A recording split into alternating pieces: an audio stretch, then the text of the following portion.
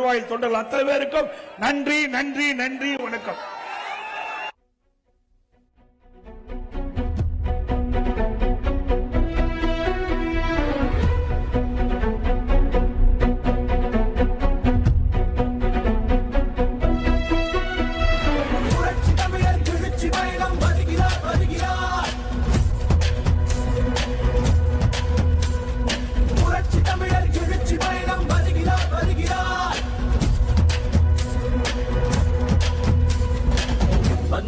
மக்கள் தலைவர் என்றென்றும் நம்மில் ஒருவர், அம்மாவின் ஆட்சி தர தமிழகம் வாழ.